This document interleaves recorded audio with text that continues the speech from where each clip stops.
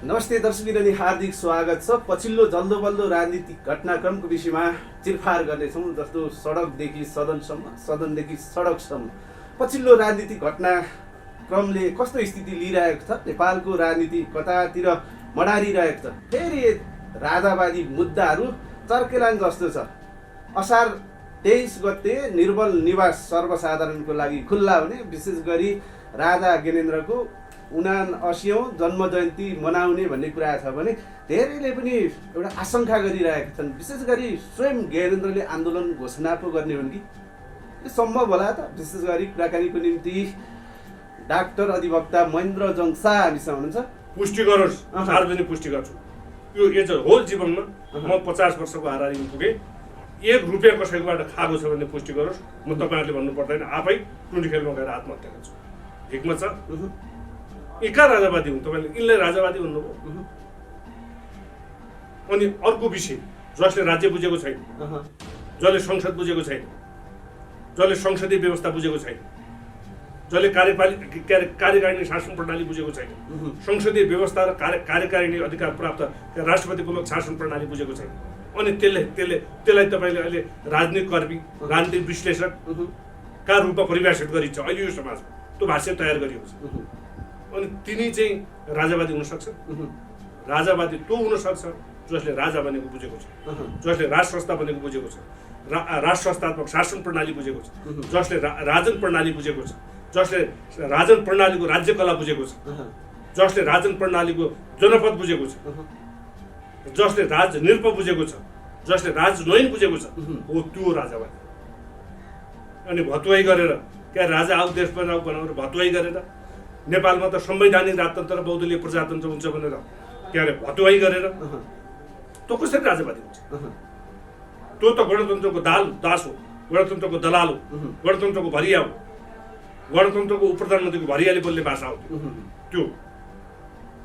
त्यस कारणले मैले तपाईँहरू के भन्छु भन्नुहुन्छ भने तपाईँहरूले बडो प्रष्ट ढङ्गले तपाईँहरूको जतिको चेतना भयो, तपाईँहरूले आफ्नो पनि परिचय बुझ्ने प्रयास गर्नु। तपाईँ समाजको प्रभाव हो, तपाईँ समाजको ज्योति हो, तपाईँहरू भनेको समाजको प्रकाश हो, तपाईँहरू भनेको जनचेतनाको औजार हो, तपाईँहरू भनेको रूपान्तरण, परिवर्तन र विकासको सम्भाग र संरक्षक हो। त्यसकारण त्यो चेतनाबाट तपाईँहरू निर्देशित भएर के अरे तपाईँहरूले आफ्ना क्रियाहरूलाई प्रभाव गर्नु। जस्तो अब त्यस कारणले तपाईँले अहिले चाहिँ के भन्नु, तपाईँ पनि त्यही राजावादी हो, अर्को संवैधानिक राजतन्त्र भन्ने पनि एउटै राजावादी हो भने एउटै बक्सबाट एउटै चेतना, त्यो अत्यन्त निज चेतनाबाट चाहिँ नि क्या तपाईँहरूले जज गर्नु हुँदैन। तपाईँहरूको परिभाषा भने नि मैले तपाईँहरू भने को रहेछ, तपाईँहरू भने को रहेछ भने यो समाजको प्रकाश रहेछ। प्रकाशको बिम्ब गर्ने चेतनाले सबै राजावादीले एउटै देख्छ। त्यस कारण त्यसरी देख्नु हुँदैन। जस्तो अब एकैछिन दरबारबाट संसदतिर लाग्यौँ होइन, पछिल्लो समय राष्ट्रसभाको निलो क्रान्ति, त्यो निलो स्ट्याम्पले पनि गृहमन्त्रीलाई घुँडा टेकाउन सकेनन् होइन। अब अहिले सिग्नेचर जुटाउँदै हिँडिरहेका छन्, रविलाई फसाएको हो भनेर के अर्थ राख्छ? क्याम्पेन खडा गरेका छन्, सांसदहरू टोलमा पुगेका छन्। आज त तपाईँको मेरो भेटघाट भएको चिन्जान भाव कति हो भन्नुहोस् त? मैले तपाईँलाई अन्तर्वार्ता दिन थालेको कति वर्ष भइसक्यो। त्यो पहिलो अन्तर्वार्तामा मैले के भनेको थिएँ राष्ट्रसभाका सदनमा, यी त गणतन्त्रको कठपुतली हो, गणतन्त्रका शून्यवादी हुन् यिनीहरू। त्यस कारणले रसमुल्लावादी र कण्ठमुल्लावादी हो। तर माग त सही उठाएको हैन संसद भवनतिर। यिनीहरू त ठग मुल्लावादी हो। ठग मुल्लावादीले के अरे माग सही उठाउँछ, कण्ठमुल्लावादीले कहिले सत्य बोल्छ, अनि रसमुल्लावादीले के अरे राष्ट्रिय स्तरको एजेन्डा प्रतिबिम्ब गर्न सक्छ। मुन्ड्रो डक्ट्रिनले नेपालको के अरे नेपालको चाहिँ अहिलेको समसामयिक राजनीतिक एजेन्डाको प्रतिबिम्ब दिन सक्छ। त्यस्ता भरियाहरू त्यो दास निलो क्रान्ति भने के थाहा छ तपाईँलाई? 20औं शताब्दीमा चाहिँ माछा पालन गर्नुपर्छ, के अरे खेतीपाती गर्नुपर्छ, 2-4वटा रुख बिरुवाहरू रोप्नुपर्छ भन्ने मान्यता। आज त्यो 20औं शताब्दीको त्यो चिन्तन कहाँ पुग्यो भन्दाखेरि हरित क्रान्तिमा पुगिसकेको छ। हरित क्रान्तिमा पुगेको त्यही निलो क्रान्तिको प्रतिबिम्ब। हरित क्रान्तिमा पुगेको छ, ग्लोबल भिलेजको कन्सेप्ट स्थापित भइसकेको छ। क्या अरे तपाईँको चाहिँ उदारवादको अन्तिम सीमामा पुगेको छ संसार। अनि अहिले निलो क्रान्ति भन्नेहरू ती निलाहरू, निलो भन्छु सुन्नुहोस्, अर्को म पनि भन्दैछु। अनि निलो चरो भन्ने खासै छैन। संसारमा आकाशमा उड्ने प्राणी मध्येको सबैभन्दा फटा चरो भनेको बुलुचे। यो याद राख्दैन, बुलुचे त्यो चराको नाम। त्यो कहिले पनि सत्य काम गर्दैन त्यो बुलुचे भन्ने चरो। भनेपछि राष्ट्रले सत्य काम गर्दैन। सुन्नुहोस् न पहिला बुलुचे भन्ने। अनि सबैभन्दा त्यो बुलुचे त्यो झिँगा, निलो झिँगा कहाँ बस्छ? निलो झिँगा कहाँ बस्छ? झिँगा मध्येमा निलो झिँगा कहाँ बस्छ? रच्यानमा बस्छ। अनि यी निलाहरू को रहेछन्? त्यो बुलुचेको दुई तिनवटा कन्टेक्स्टबाट हेर्नुहोस्। 20औं शताब्दीको निलो क्रान्तिको कन्टेक्स्टबाट हेर्नुहोस्, यिनीहरू कहाँ रहेछन् समयको प्रवाहसँग। नम्बर 1 त्यो हेर्नुहोस्। नम्बर 2 के अरे निलो झिँगालाई एकचोटि हेर्नुहोस्, त्यो कन्टेक्स्टबाट हेर्नुहोस्। म साहित्यको पनि विद्यार्थी। बुलुचे एउटा चरो, त्यो चराहरू आकाशमा उड्ने सबै प्राणी मध्येमा सबैभन्दा खराब र सबैभन्दा तल्लो स्तरको चाहिँ के अरे प्राणीका रूपमा मानिन्छ। त्यो हरकत हेर्नुहोस्।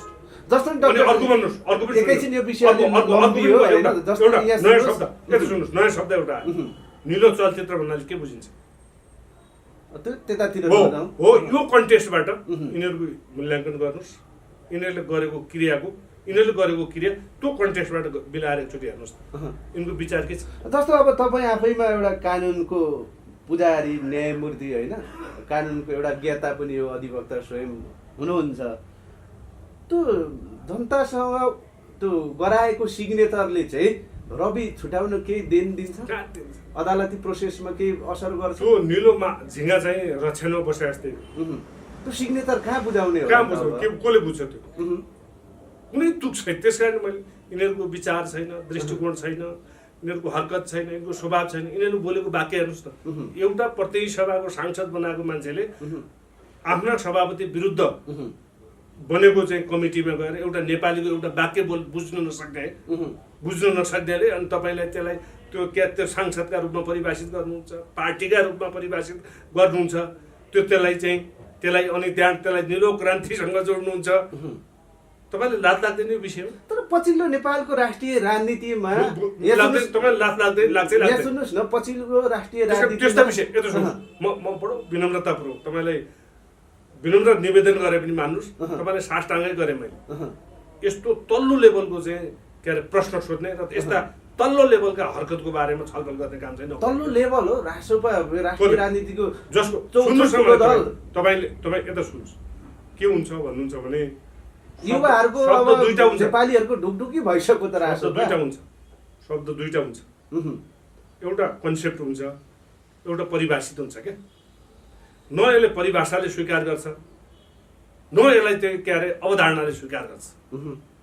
अनि यी दुईटै चिजले स्वीकार गर्न नसक्ने विषय तपाईँले मबाट लिन खोजेको र तपाईँले मबाट मैले दिन खोजेको बिचको सामिप्यता कहाँ हुन्छ? होइन, अब नेपालको राष्ट्रिय राजनीतिमा एकैछिन म क्वेसन सक्छु के रविलाई मात्रै कारबाही हुने, अरू नेताहरू चाहिँ जेल जानु नपर्ने हो त?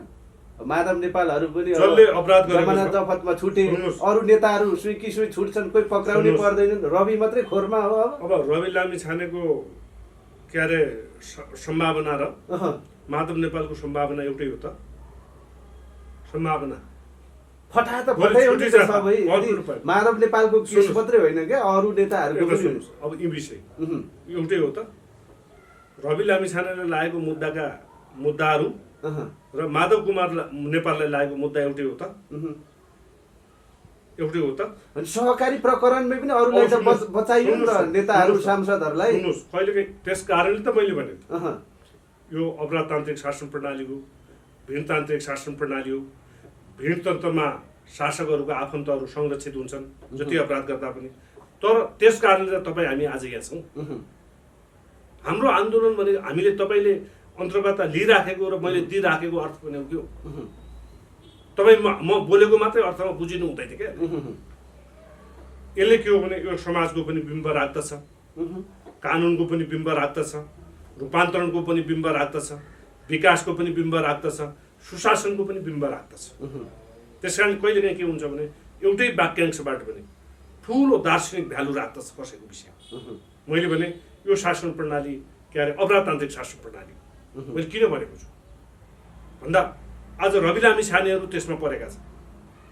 भोलि रवि लामिछानेहरूलाई सद्नियतपूर्वक कानुन बमोजिम र बदनियतपूर्वक राखेका छन् भन्ने त्यो टेस्ट गर्ने दिन पनि आउँछ।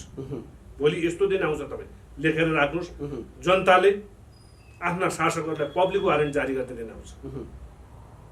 यो अप्रजातान्त्रिक शासन प्रणालीको त्यस्तो जर्जरता र त्यस्तो बर्बरताको अवस्था छ। माधव नेपालले चाहिँ पतञ्जलि जग्गा प्रकरणमा त्यसो भए गल्ती गरे होइन। माधव नेपालले गल्ती गरेको होइन भनेको होइन, त्यसरी बुझ्नु हुँदैन।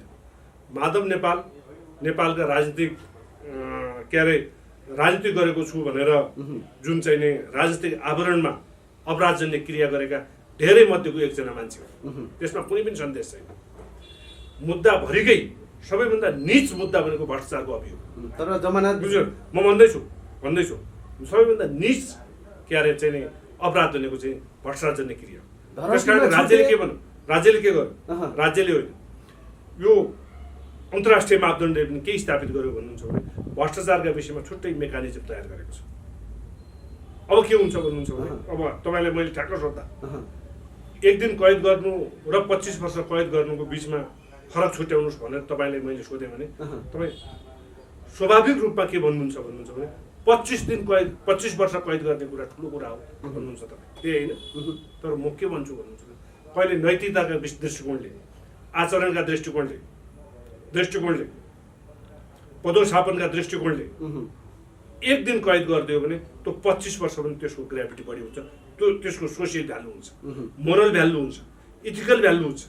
त्यस कारणले के नबुझ्नुहोस् तपाईँले भने माधव नेपाललाई चाहिँ के अरे धरौटीमा चाहिँ छोडिएको विषय जुन छ त्यो विषय चाहिँ रवि लामिछानेको भन्दा कम हो भन्ने विषयमा त्यो विषय होइन। मुद्दाको प्रकृति के हो, विषयवस्तु के हो, पदोशापन के थियो, आज कुन अवस्थामा छ, अन्तर्राष्ट्रिय कम्युनिटीले कसरी हेरेको छ, राष्ट्रिय कम्युनिटीले कसरी हेरेको छ, क्रियामा त्यसको संलग्नता के छ भने यी सबै एज अ होलबाट चाहिँ के अरे दृष्टिकोणबाट चाहिँ एउटा मापदण्ड तय हुन्छ।